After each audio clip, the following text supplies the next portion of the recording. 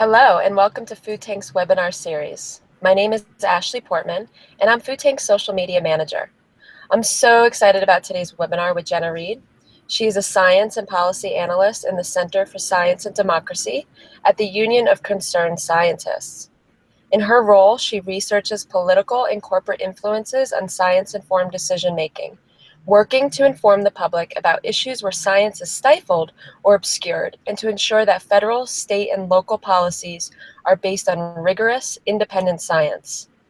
As a lead author of the new Hooked for Life report, Reed will discuss how we as a nation have allowed children's food to become synonymous with junk food by demystifying the weak federal guidance and policies on added sugars, and uncovering the food industry influence determined to keep this dangerous status quo. Today, you will learn tips for applying this information to your daily life as you navigate grocery store aisles filled with food labels and myriad marketing claims, as well as actions you can take to improve inadequate food policies. Genna, we're truly honored to have you here today. So just a couple things before we begin. This webinar will be recorded and posted on foodtank.com afterwards. You can also follow along and participate on Twitter using hashtag foodtank. And please submit your questions using the questions tab in your control panel, or you can email them directly to ashley@foodtank.com. So without further ado, Genna, as I mentioned, we're thrilled to have you here today, and I'm really excited to hear your presentation. I'll give you the floor now. All right, thank you so much. Hello to all of the Food Tank webinar attendees. I am Genna Reed, and I'm really excited to talk to you today about this new report that we released just a couple of weeks ago titled Hooked for Life, How Weak Policies on Added Sugars Are Putting a Generation of Children at Risk.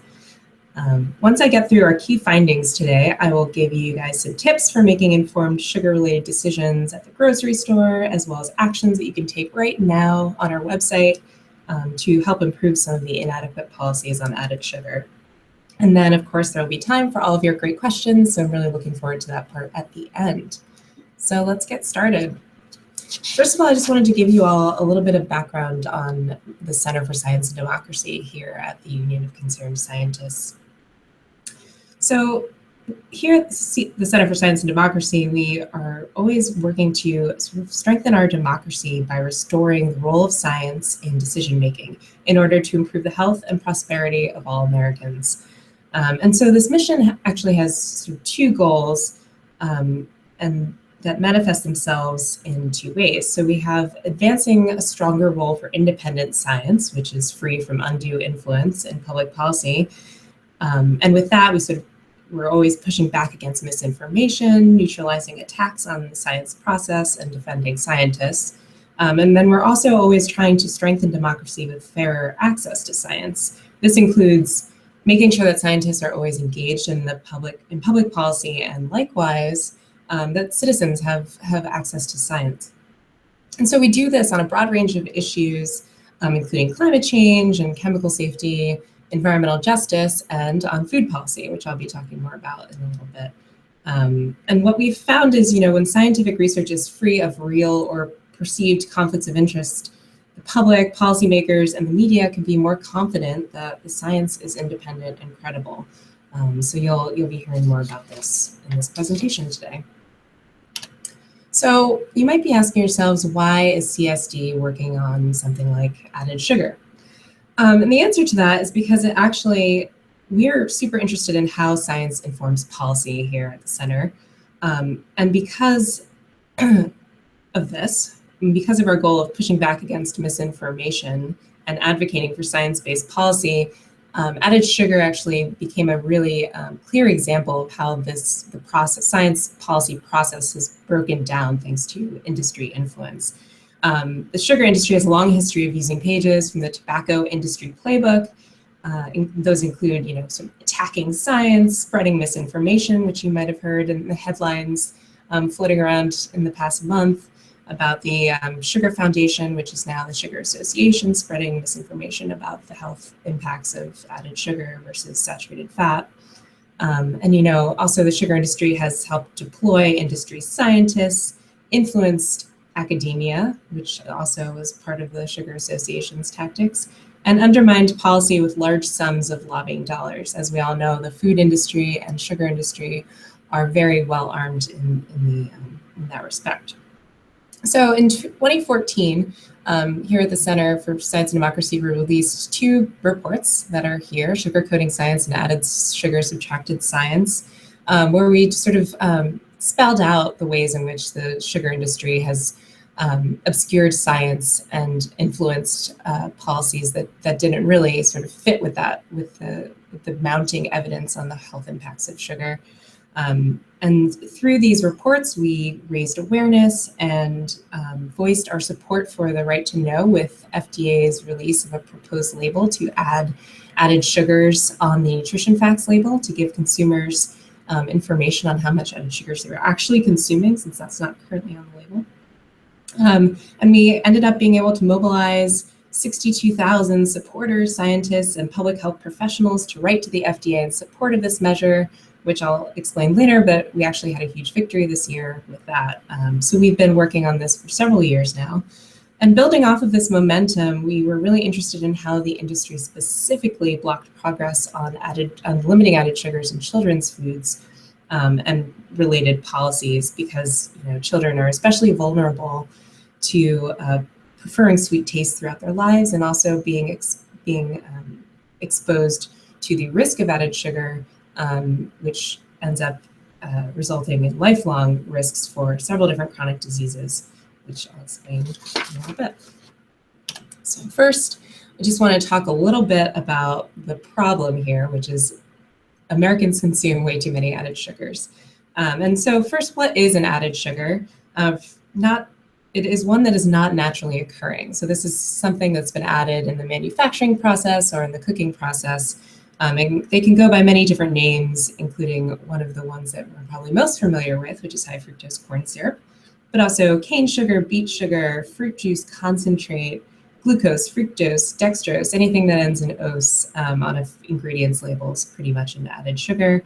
And calories from added sugar are sort of different from sugars that go with foods and that sort of come naturally, because they represent empty calories.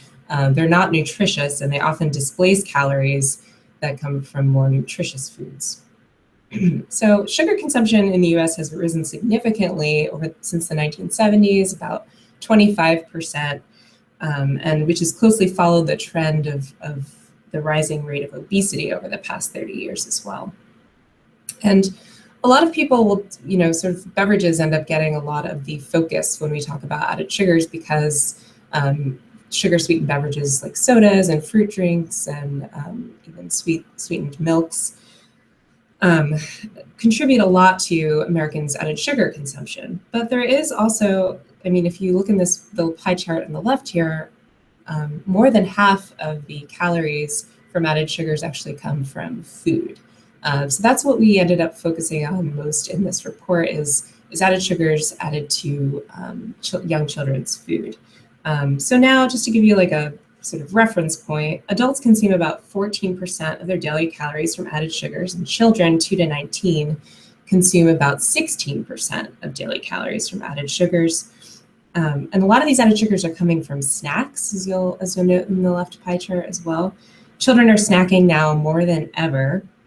Preschoolers aged 2 to 4 consume 30% of their total calories from between meal snacks, which is a really high number. And if you think about how much kids love to snack, you'll very quickly see that added sugars are one of the major ingredients in many of those snacks, and it's easy to sort of lose track of the sort of adding all of those different types of snacks throughout the day and the resulting added sugar amounts that come from that. And so along those lines, added sugars are also a part of foods that you wouldn't necessarily think are sweet. So a lot of times you'll be tricked by the types of foods that you find added sugars in. So this is a graphic from one of our 2014 reports, The Illusion of a Healthy Meal. This is something that we would eat and never expect to have this much sugar in it, but it's a soup, a grilled cheese, a salad, a yogurt snack, and it contains 71 grams of sugar, which in one meal exceeds an adult's recommended added sugar intake by about 42%, and children's by nearly 300%.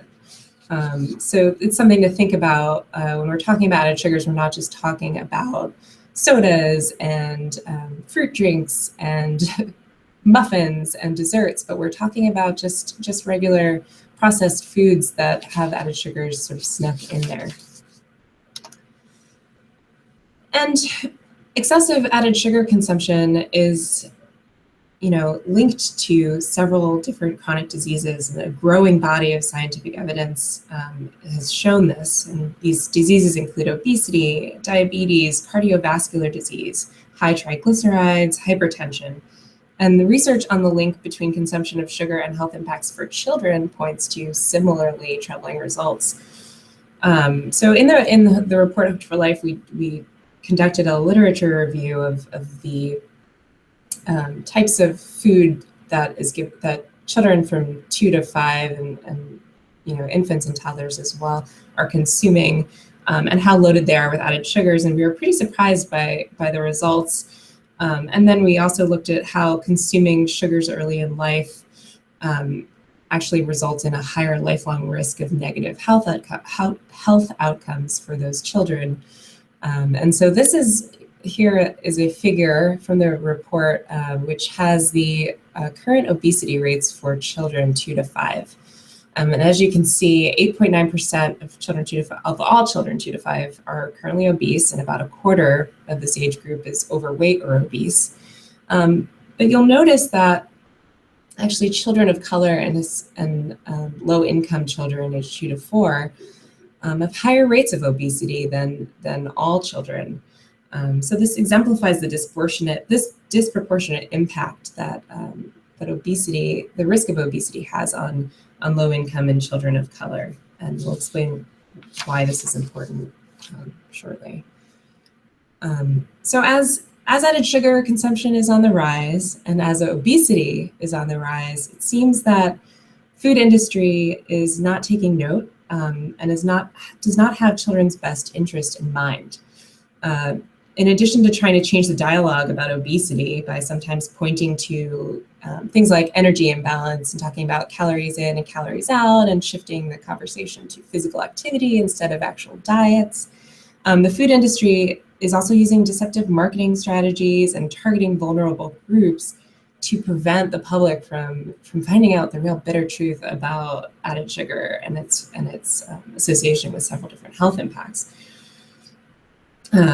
And so this graphic here is, it shows during the past 6 years, this list of some of the biggest snack food companies spent $90 million lobbying key members of Congress on specific bills, and they've also given huge amounts of money to political campaigns.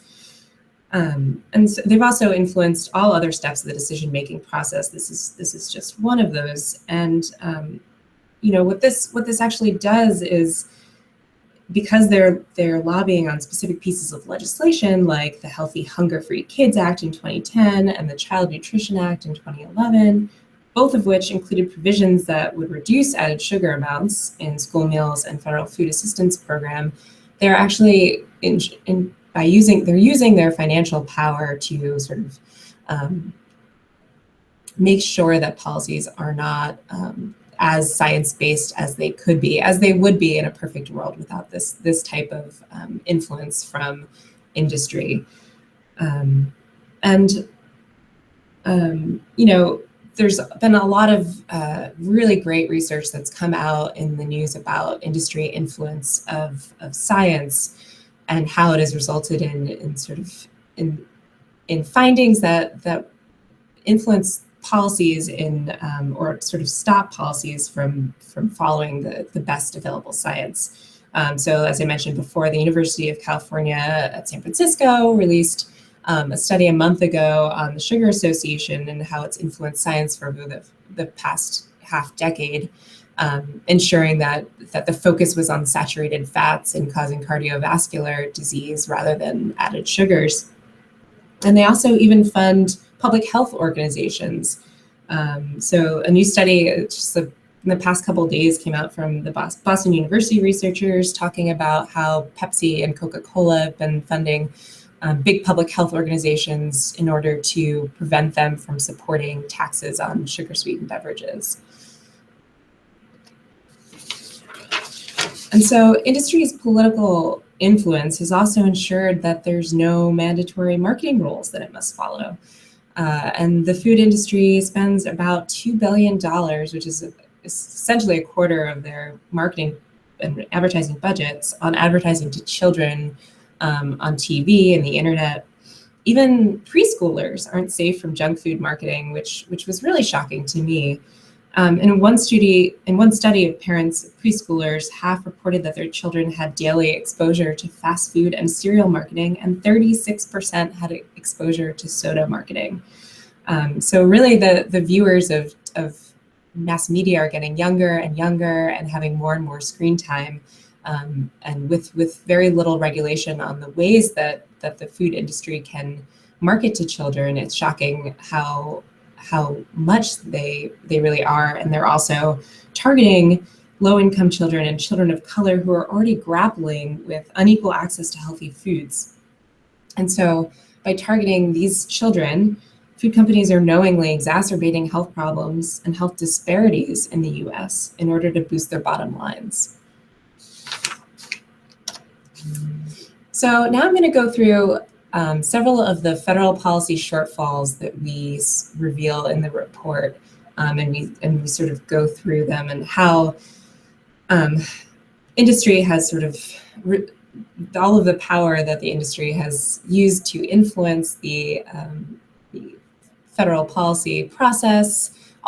Every step of the way has resulted in limited guidance and limited policies that could have been much better in following the science to help limit added sugar exposure to children, especially. So you should really care about all of these shortfalls because they point to the continued lack of science-based information for consumers, and they've resulted in dangerous gauges for children's health and allowed investment in the types of foods that are making us sicker rather than healthier. So first, the Dietary Guidelines for Americans doesn't yet include recommendations for infants and toddlers up to age 2. So you're probably familiar with the Dietary Guidelines for Americans. It's been released every 5 years since 1980. It's sort of the gold standard of nutrition advice for Americans today and informs the next 5 years of dietary guidance on which many federal standards are based. And so the most recent Dietary Guidelines for Americans suggested that Americans 2 and over cut added sugar intake to less than 10% of daily calorie consumption, which was definitely a victory. They had never before recommended a specific concrete limit to added sugars in diets. And this is huge. However, it's very noticeable that there is no guidance for infants, toddlers, and pregnant women. Luckily, in the next dietary guidelines, the 2020 form, will finally provide recommendations for this subset.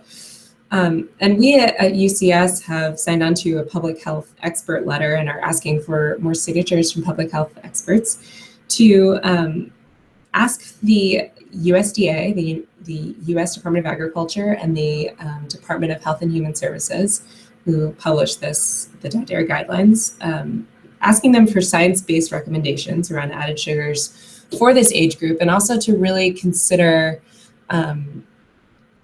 when thinking about added sugar consumption for young children, including age 2 to 5, that they're thinking about how added sugar intake is linked to lifelong chronic disease risk. And so while the dietary guidelines recommended that added sugar should not be 10% of daily calories, the World Health Organization, for example, recommended that 5% of daily calories would be an even better limit for better health outcomes. So that's something that perhaps should be considered in the next dietary guidelines for Americans when thinking about the current rate of obesity in the United States for this age group and how that rate of obesity is linked to several other lifelong disease risks.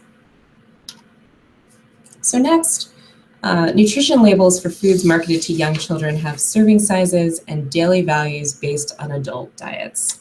So what do I mean by this?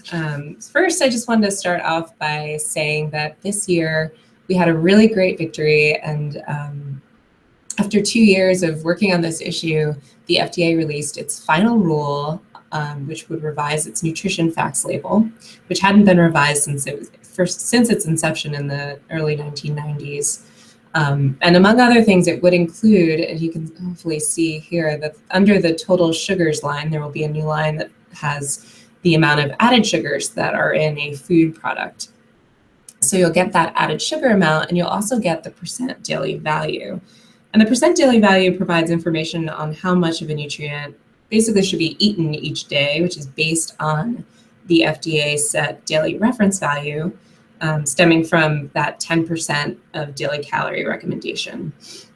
So for adults, that's 50 grams of sugar, which is about 12 teaspoons. And for children 1 to 3, that's about 25 grams, which is roughly 6 teaspoons of sugar. However, there are still some issues with the nutrition facts label for young children.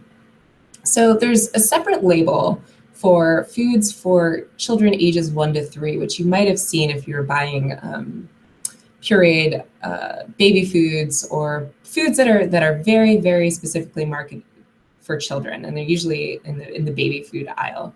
And this on this label, the percent daily value is based on a 1,000 calorie diet, which you'll see in the footnote on the bottom there, and the for the new label, the daily reference value would be 25 grams, so the daily value is based on that, which is fine. But it also, just note that the American Heart Association just recently, last month, recommended that no children under 2 should be consuming any added sugars at all. So when you're looking at this label and you see any added sugars and you're buying something for a 1-year-old, you really should think twice about buying that product.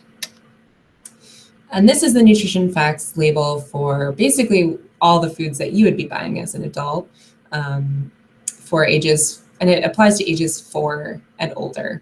So the percent daily value on these labels for 4-year-olds and 40-year-olds alike are based on a 2,000 calorie diet, which is, you can see at the footnote on the bottom of this label.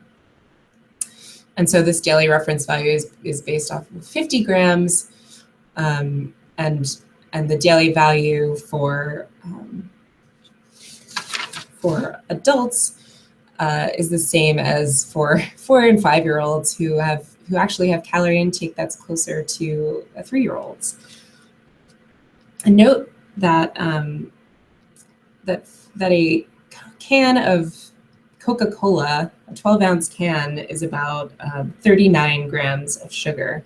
So a 25-gram reference value, if you go back to this one, would actually be, even just one soda would be way over the daily value for that age group, and should be also for all children. So this means that when a parent or a caregiver feeds a 4-year-old a snack whose label declares that its sugar constitutes, say, 10% of the daily recommended calories, the product sugar could actually constitute about 15% of his or her daily recommended calories, depending on the caloric intake and physical activity level of the child. And for, this is a graphic that we designed because we thought it was pretty apt. It was a kid wearing an oversized suit, sort of like these labels that aren't really designed to fit kids.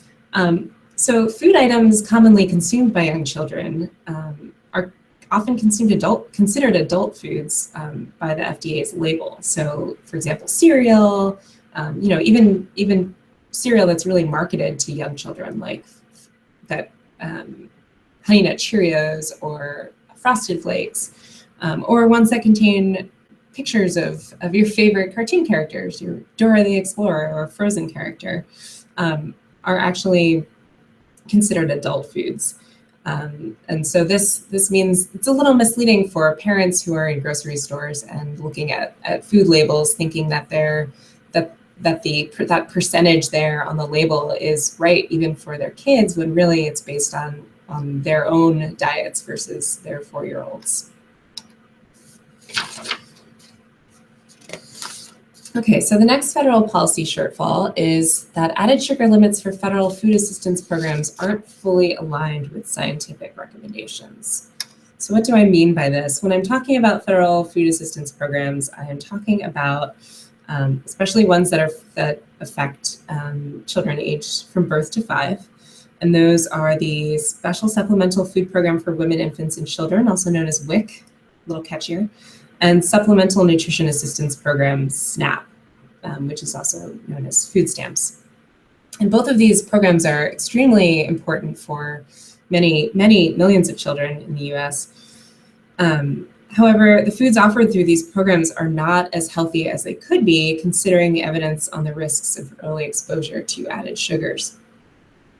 So for example, in WIC, yogurt can still contain about 40 grams of sugar, and flavored milk, 100% juice are still part of the WIC food packages for ages 2 to 5. And so, for example, with the yogurt with 40 grams of sugar, that's way, way more than 25 grams, which is the sort of the maximum amount that a 5-year-old should have. And SNAP still allows soda and other sugar-rich foods and doesn't have any limits on the amount of added sugar that can be in foods that are bought through that program. Now, there have been some improvements to WIC food packages, and there's actually more revisions that'll be in the works to align them more closely with the dietary guidelines for Americans. So we would recommend that they do align way more with the dietary guidelines and give parents more flexibility with feeding their children, and also support their efforts to reduce or completely avoid added sugar in their children's diets. And then the next one is that there are no mandatory standards for the nutrition of foods marketed to children. So as I mentioned before, food companies basically are not federally regulated for marketing to children.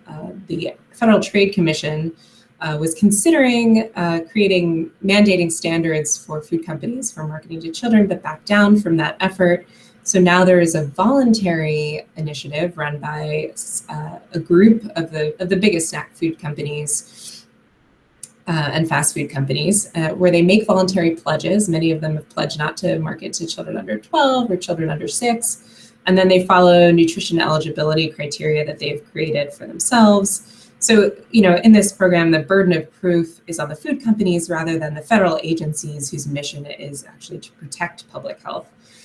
So there have been many instances where the food companies have not complied with their own pledges.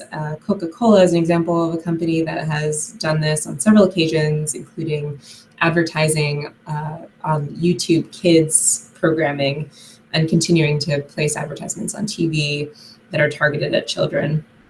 So we would recommend that the FTC set mandatory requirements to limit company advertising of foods and beverages targeted toward children. And then finally, there is no disqualifying limit for added sugars above which food manufacturers can't make health claims on a food package. So what does this mean? When I say health claims, I mean health or nutrient claims. So a health claim, for example, is something like can help lower cholesterol.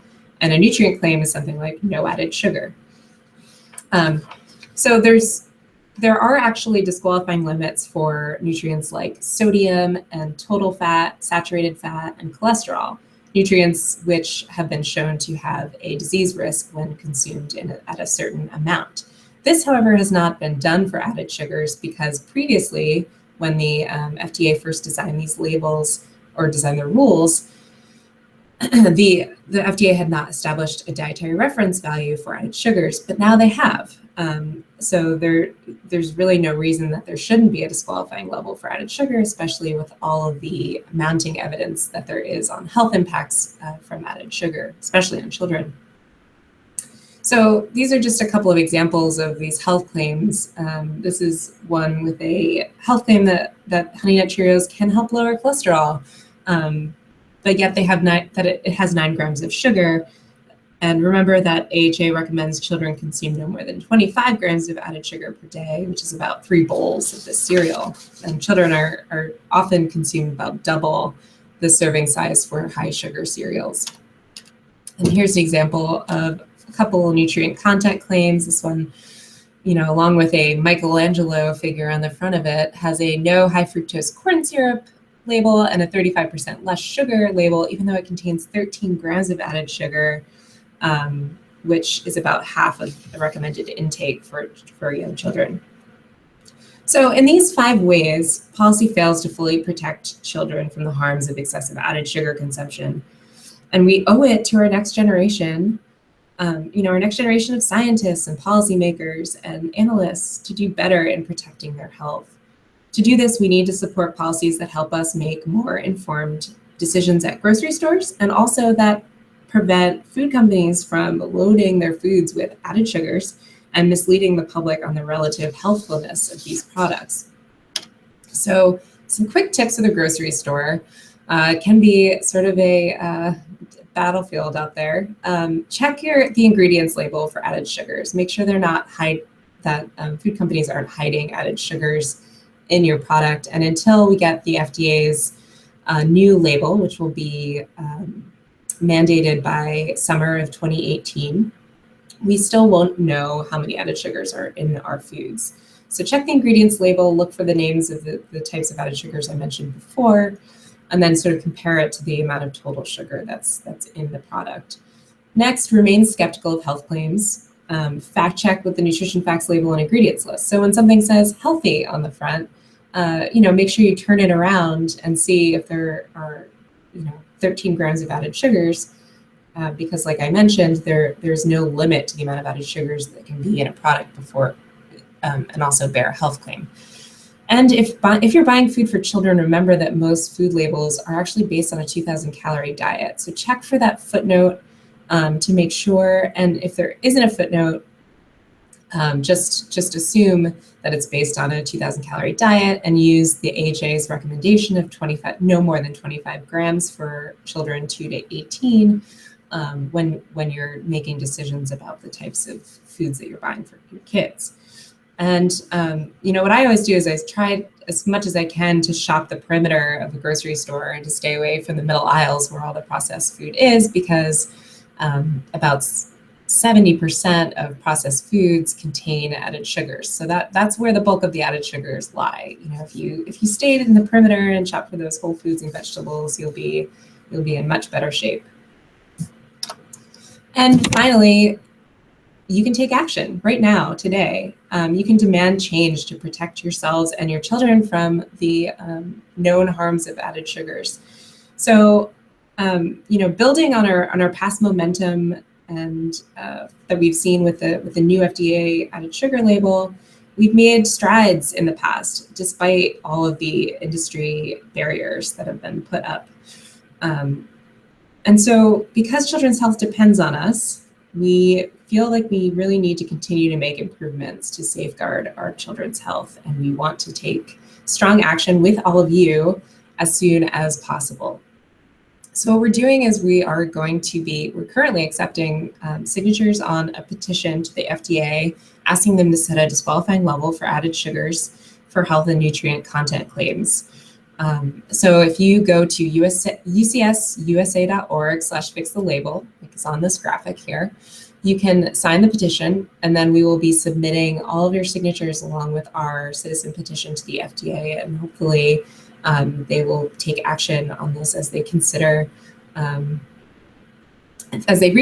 definition of healthy, and also as they think about making changes related to added sugar since their most recent big action on added sugar on the labels.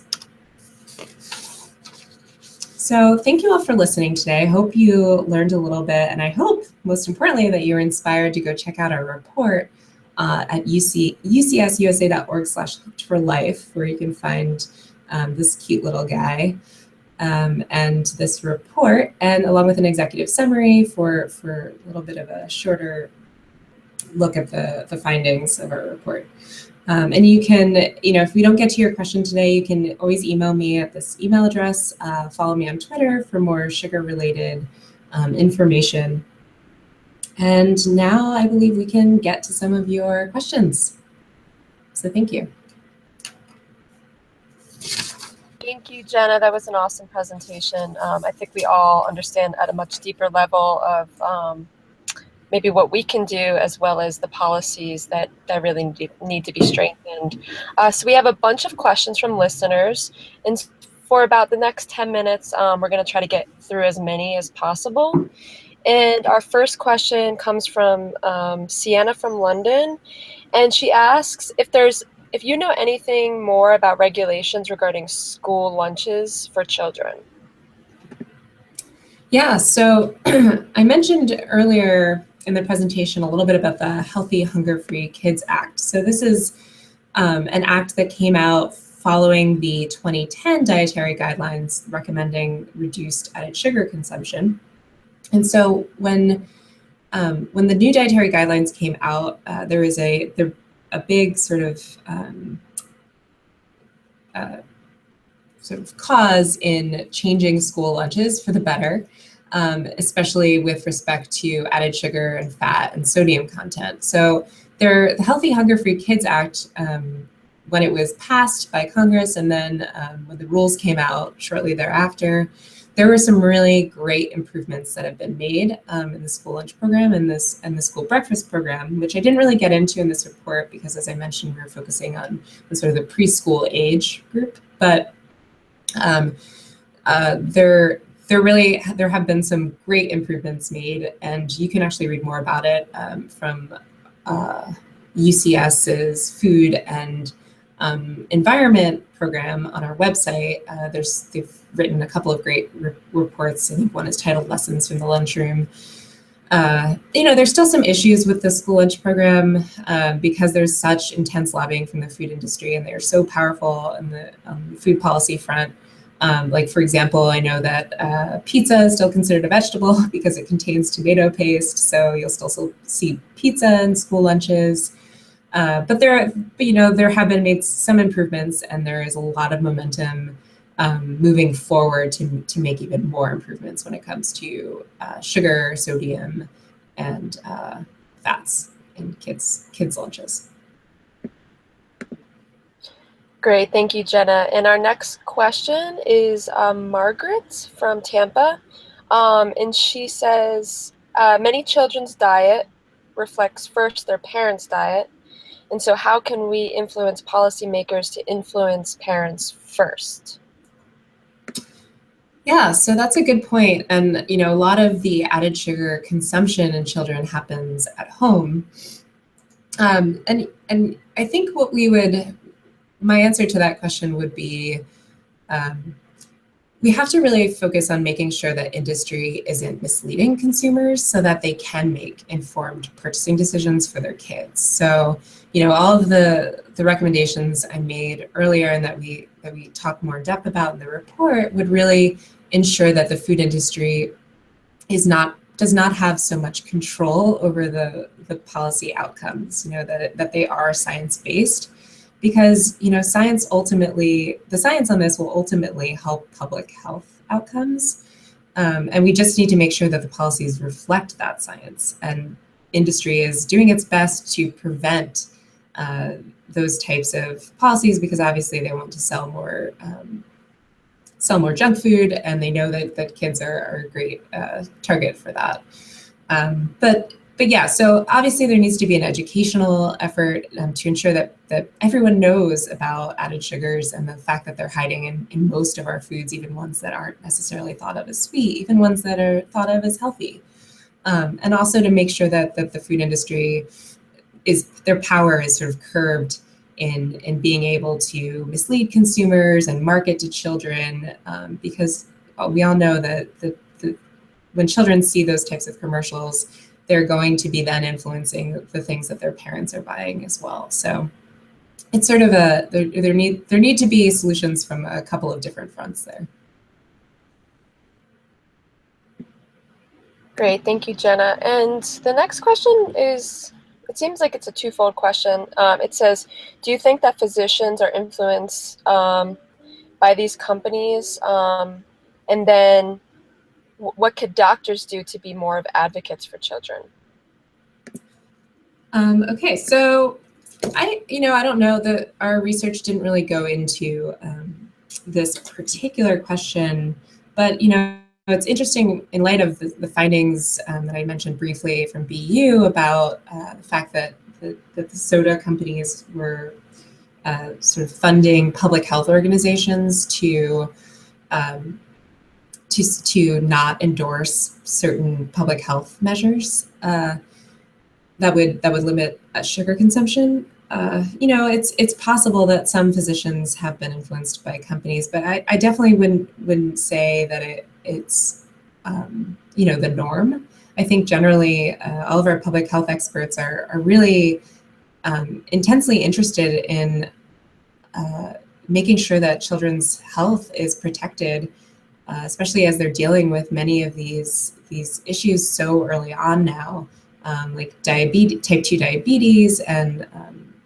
even like high risk for cardiovascular disease at very young ages. I know that pediatricians are exceedingly worried about the problem, and most of the ones that I think we've worked with in our science network are very concerned and want to do everything they can. So what can doctors do is, well, first I would tell you to join our science network, which is it's sort of a way to get involved in policy here at UCS, and we run it through the Center for Science and Democracy, and you can take action as a public health expert and also get involved with all the work that we're doing here at UCS. But also, make sure that you're educating your patients on added sugars and their health impacts, giving them really simple tips that they can use when they're shopping, and just being active whenever you can in advocating for policies that would help curb sugar consumption in the U.S., especially in children.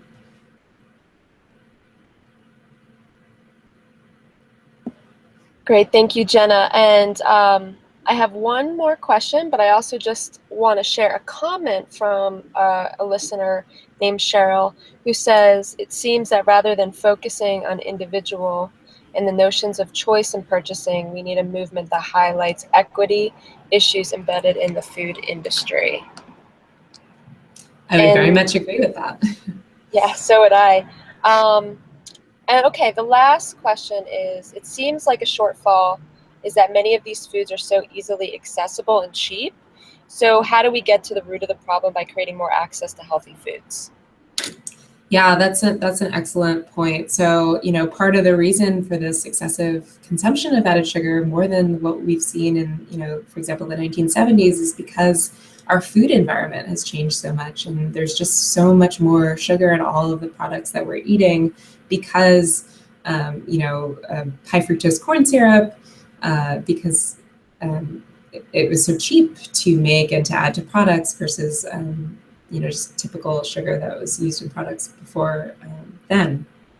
So, what we really need to do is, and this is something that the UCS's food program talks a lot about, is creating a national food policy where we are focusing on making healthier foods more accessible versus what we're currently subsidizing, which is a lot of corn and soy and commodity crops, which end up going into end up becoming high fructose corn syrup in many of the products, in about 70% of the processed foods that we're eating every day. So yeah, I would totally advocate, and UCS advocates for this very strongly in our Plate of the Union campaign, in making healthier foods and whole fruits and vegetables and whole grains more easily accessible and more affordable for all. And instead of the alternative, which is we have this cheap, junk food that's available to everyone.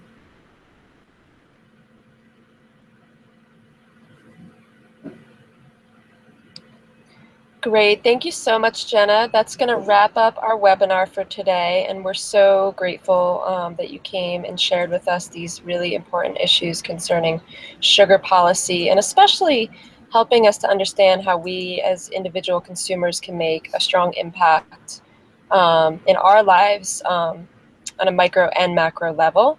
And I want to thank all of our listeners for joining us and continue to join the Food Tank webinar series. And everyone here today will receive a link so you can listen again and share with your friends. Thank you so much again for joining us. Have a great day.